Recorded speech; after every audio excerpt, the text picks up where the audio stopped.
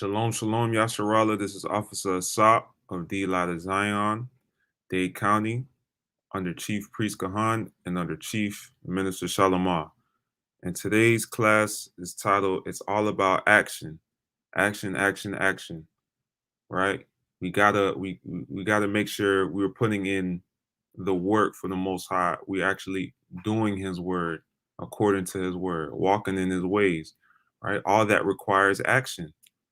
Right? This truth is not a here only and vibing truth that you can just sleep on it. This is something that has to be sent out. It's something that people need to hear. The only way for them to hear it is if you teach it to them. That requires action, right? So we gonna get into it, right? So the first scripture we can go into is Colossians chapter 3 and verse 17. And whatsoever ye do in word or deed, do all in the name of the other one Yahawashi, giving thanks to the Most High and the Abu by Him.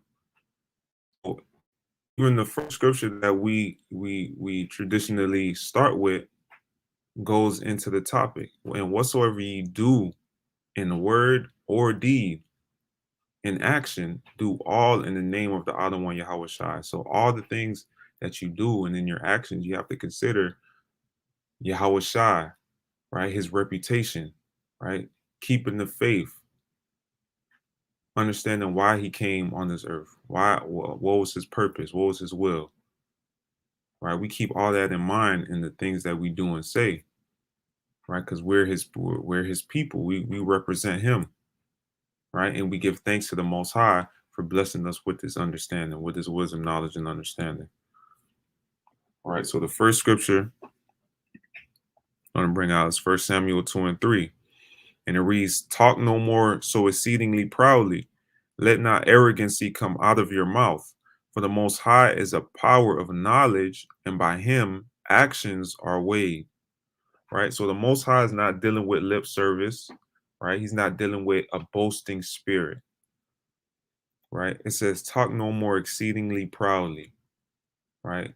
Don't come with that proud spirit. The Most High hates the proud. He hates prideful people. Right? Because for him, saying it is not enough. By him, actions are weighed. Right? Right? We have to be doers of the word, right? James 1 and 22. But be ye doers of the word and not hearers only, deceiving your own selves. Right? Because it's easy to hear some advice, right? It's easy to receive to hear some knowledge, wisdom, knowledge, and understanding.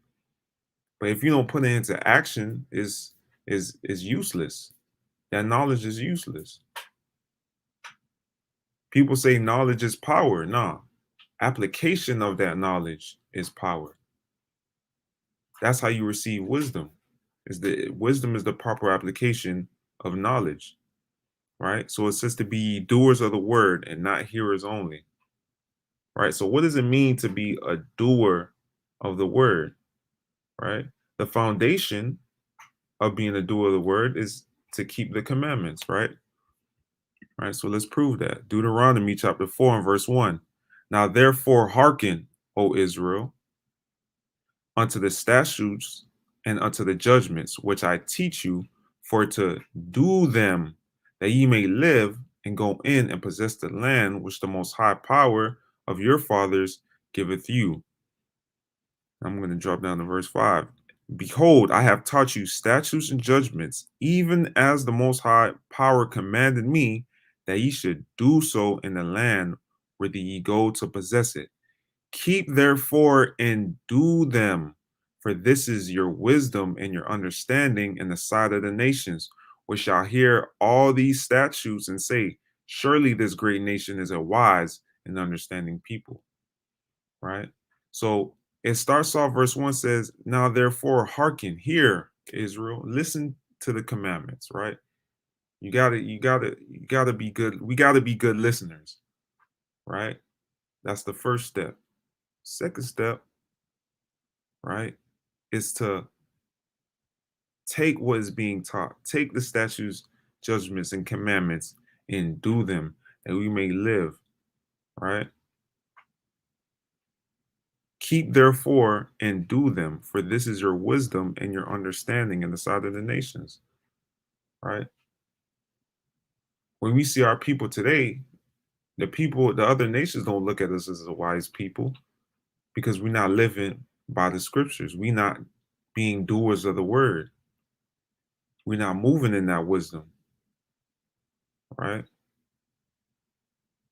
It takes action to be a wise people, right? To be about action, not to be all talk. Let the scriptures speak. The scriptures can do all the talking. All we got to do is move in the scriptures, right? So keeping the commandments, that's being a doer of the word. Therefore, this is Leviticus chapter 22 and 31. Therefore shall ye keep my commandments and do them. I am the most high. There goes that word do again, right? As a verb, you got to do the commandments. It's not only just to keep them, but to do them, right? But what we come to find out coming into this truth, continuously walking in the ways of the Most High, is that it's not, it the foundation is keeping the commandments, but that's not the only thing you have to do, in this walk. That's not all that encompasses being a doer of the word, because the whole word accounts for the whole scriptures, the whole Bible, right? So let's prove that. This is 1 John 3 and 22. It says, and whatsoever we ask, we receive of him, because we keep his commandments, right? And do those things that are pleasing in his sight, right? So what goes hand in hand with keeping the commandments, is doing those things that are pleasing in his sight. So what are the things that please the Most High, right? Let's find out. Hebrews 11 and 6. But without faith, it is impossible to please him. For he that cometh to the Most High must believe that he is, and that he is a rewarder of them that diligently seek him. Right? So you have to have faith in the Most High. You have to believe that he is, that he exists, that he is the author of our lives, that he's the creator of heaven and earth, right? That this is his, the earth is his footstool. You know what I'm saying? This is what we have to constantly keep our mind and keeping the faith in the Most High. That's how we please him, right?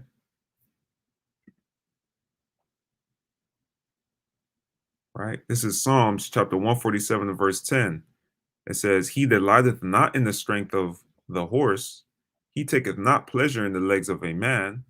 The Most High taketh pleasure in them that fear him, in those that hope in his mercy.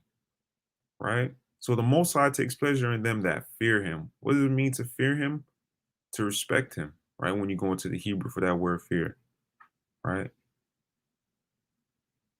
That's what the Most High takes pleasure in, right? And the Most High will reward you for pleasing him the right way, according to his word, right? All these things take action, right? This is Proverbs chapter 16 and verse 7. When a man's ways please the Most High, he maketh even his enemies to be at peace with him, right? So these are things this is an idea that we have to understand, that keeping his commandments is one side of is one thing, but the other thing is constantly pleasing him, because that goes into your walk in this truth, right? That's why it's called a walk in the first place, because you have to be constantly moving, right, in the ways of the Most High, in a linear and progressive direction. You got to be moving in this concept, which I'm gonna go into, right? This concept is specific to you. What things that you do in your life can you do to please the Most High? Right? The same thing that you do to please the Most High is not the same thing I need to be doing to please the Most High. Right? Because the Most High looks at our hearts. Our hearts is different. Our minds is different. Right? So I want you let's let the scriptures speak on that. Right? This is Philippians chapter 2 and verse 12. Wherefore, my beloved, as ye have always obeyed, not as in my presence only, but now much more in my absence, work out your own salvation with fear and trembling. It says, work out your own salvation with fear and trembling, for it is the Most High which worketh in you, both to will and to do of his good pleasure.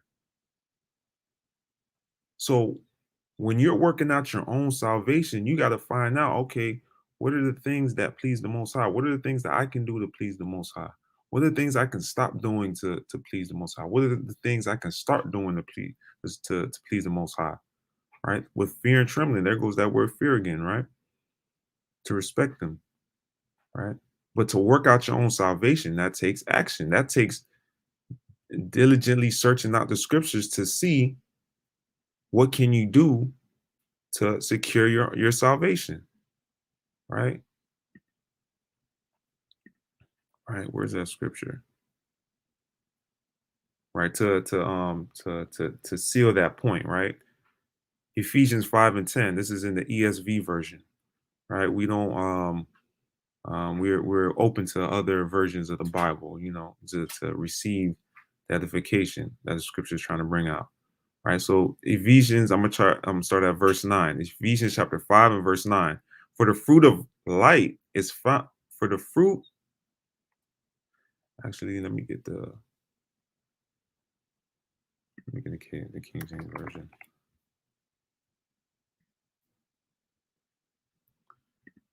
Give me 1 second.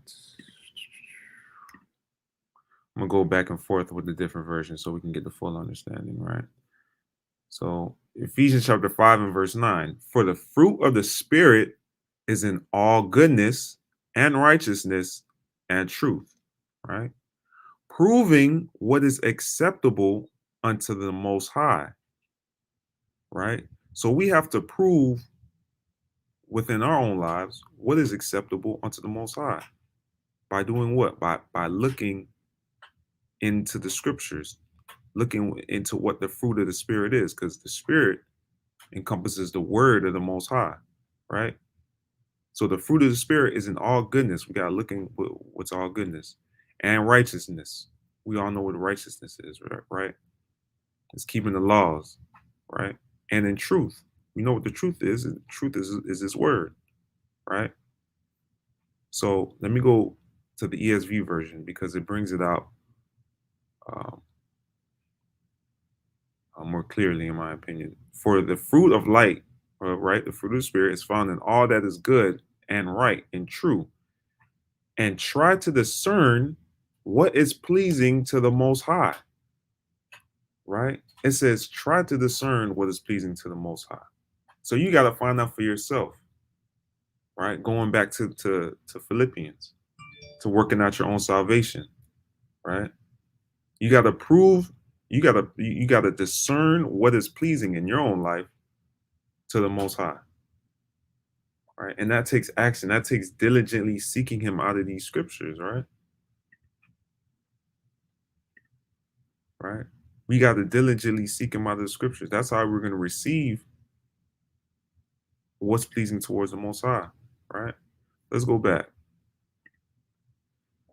to James 1:22. It says, but be ye doers of the word and not hearers only, deceiving your own selves, right? It says not hearers only, right? Because it's not enough to just hear and receive the wisdom, knowledge, and understanding, right? But you have to let your people know too, right? Because you can deceive yourself easily by just being a hearer of the word. It's better to be an example in your actions than to just tell somebody, right? Right. right? So let's prove that. Let's get that. Salakia.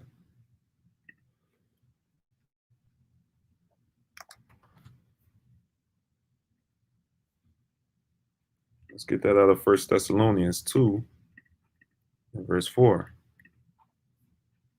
And it reads, but as we were allowed of the Most High to be put in trust with the gospel, so the Most High gave us this truth. He put the trust in us to have the wisdom, knowledge, and understanding of this truth, right? Even so we speak, right? Not as pleasing men, but the Most High, what trieth our hearts, right? So it says, even so we speak. So we have to be communicating this truth. We have to be speaking this truth, not as pleasing men, because the truth hurts. The truth is going to hurt a lot of people. You're going to have a lot of people coming against you with this truth, but you're not doing it for men. You're doing it to please the Most High, right? You're doing it for the building of His kingdom, right? Let me get another scripture on that. Another scripture on that. 2 Timothy chapter 4, verse 2. All this goes into action, right? 2 Timothy chapter 4, verse 2. It says, preach the word, be instant in season, out of season.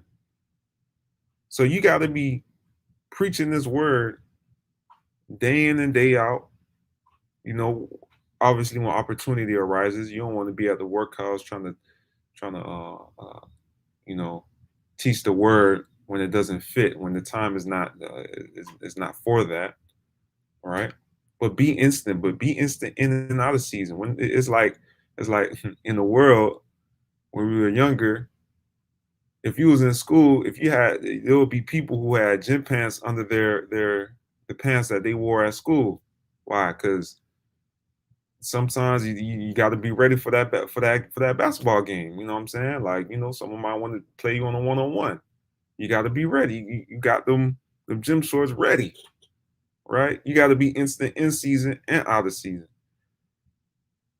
Reprove, rebuke, exhort with all long suffering and doctrine. We got to be long suffering also, right? In this truth, we have to be long suffering. We have to be patient with our brothers and sisters. We got to be patient and enduring until the end, because we're going to be constantly be hit left and right with temptations, with people coming against us for upholding this truth, right? Family members that we want to teach this truth, and they still fall into, you know, the sins found in the scriptures. We got to be long suffering. All we can do is sow the word. We got to be okay with just being planters. We got to be okay with just being waterers, right? Because the Most High is the Most High that's going to give the increase. So we got to be long suffering, right? But we got to preach the word. Be instant in season and out of season, right? Right. So let's go back to James 1:22. But be doers of the word and not hearers only, deceiving your own selves. So now we understand. So like, yeah, actually, let's go back to 1 Samuel. It says, talk no more exceedingly proudly, let not arrogancy come out of your mouth, for the Most High is a power of knowledge, but by Him actions are weighed, right? So the Most High is looking at our actions. He's not looking at our words. You know, we can say anything, you know, but we have to, you know, our actions ultimately matter to the Most High, right? So let's look at the flip side, inaction, right? The Most High is not dealing with people who don't put in work, right? He's not, and He names the kind of people who don't put in work, right? Ecclesiastes chapter 10 and verse 18. By much slothfulness, the building decayeth, and through idleness of the hands, the house droppeth through, right? So he calls it slothfulness when we're inactive with this truth. Because we're trying to build this house. We're trying to build a nation, huh? We're trying to build communities, families, restore the family, restore fathers in the households, right? The only way to do that is by following the words of the Most High, by keeping the commandments, right? And to keep the commandments, you got to put in action, right? But by slothfulness, the building decayeth. If the man in the household is not keep the commandments, the house is going to fall, right? And through idleness of the hands, the house droppeth through, right? If nobody's working, even if you look at it in just a more carnal way, if I can say, if a man don't eat, if a man don't work, he don't eat. If a man don't work, how can he provide for a family? How can he pay for that household? How can he pay rent or pay the mortgage for that household? That house is gonna eventually fall, right? So it goes both ways, right? When it comes to the scriptures and in life, we can't be slothful, right? Even Yahawashi, he speaks on this, right? When he gave us the parable. This is Matthew chapter 25 and verse 14. For the kingdom of heaven is as a man traveling into a far country, who called his own servants and delivered unto them his goods. And unto one he gave 5 talents, to another 2, and to another 1, to every man according to his several ability, and straightway took his journey. Right? So he gave so this man had 3 servants. He gave 5 talents to a servant, 2 talents to the second servant, and 1 talent to his third servant, right? And he hit it, he cleared it, right? Verse 16. Then he that had received the 5 talents went and traded with the same, and made them other 5 talents. Right. So he flipped the sack. He double back, racked up, right? If it was in today's terms, he flipped it. He turned 5 into 10, right? That's how you know we the people of the book, because that's what we do wickedly in the world.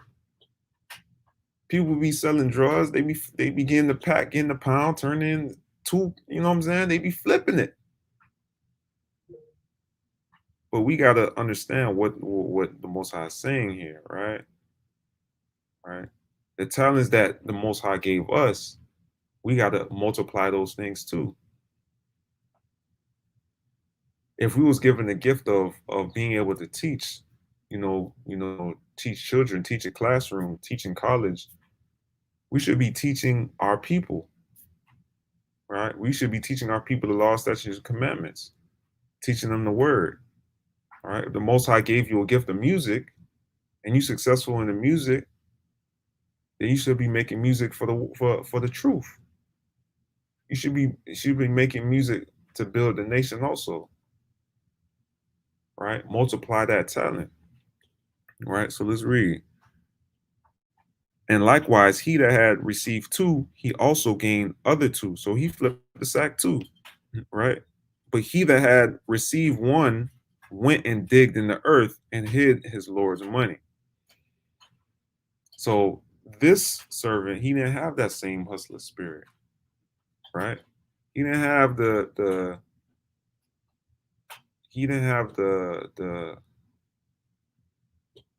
if I could say the mindset to be able to flip that, even though he had 1, because that's true.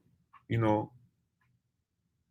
you're trying to invest in the stock market and you starting with $1, it's easier to lose that dollar than you start with $100, right? Because you can bounce back, a little easier. But once you lose that dollar, that's it. But that's not an excuse to at least try. We're gonna see how that's true, right? After a long time, the Lord of those servants cometh and reckoneth with them. And so he that had received 5 talents came and brought other 5 talents, saying, Lord, thou deliverest unto me 5 talents. Behold, I have gained beside them 5 talents more. His Lord said unto him, Well done, thou good and faithful servant. Thou hast been faithful over a few things. I will make thee ruler over many things. Enter thou into the joy of the Lord, of thy Lord. He also that had received 2 talents came and said, Lord, thou deliverest unto me 2 talents. Behold, I have gained 2 other talents beside them. His Lord said unto him, Well done, good and faithful servant. Thou hast been faithful over a few things. I will make thee ruler over many things. Enter thou into the joy of thy Lord. Then he which had received the 1 talent came and said, Lord, I knew that thou art an hard man, reaping where thou hast not sown, and gathering where thou hast not strawed. And I was afraid, and went and hid thy talent in the earth.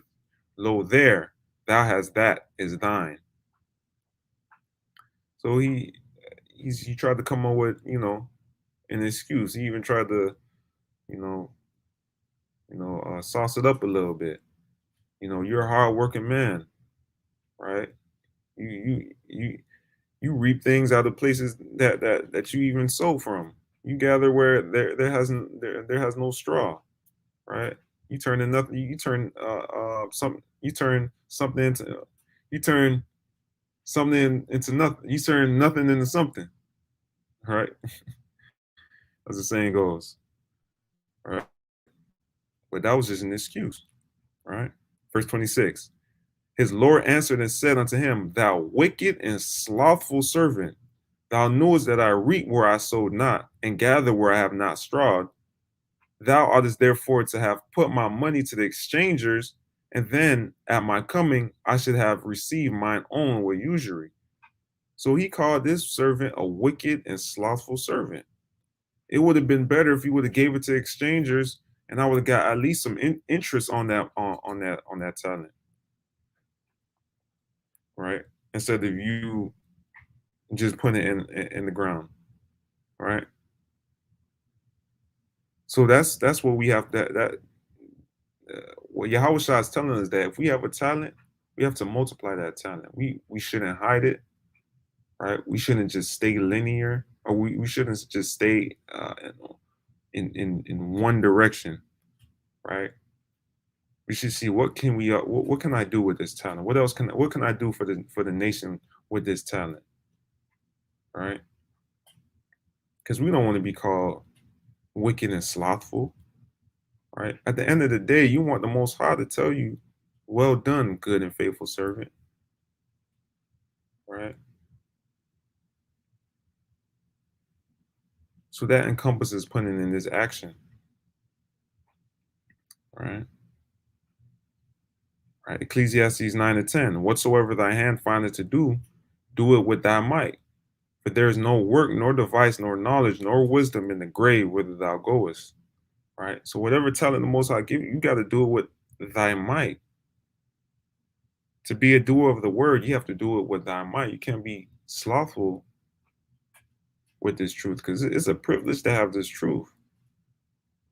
It's a real privilege to have this truth, right? This is 1 John 3 and 19 and 20, right?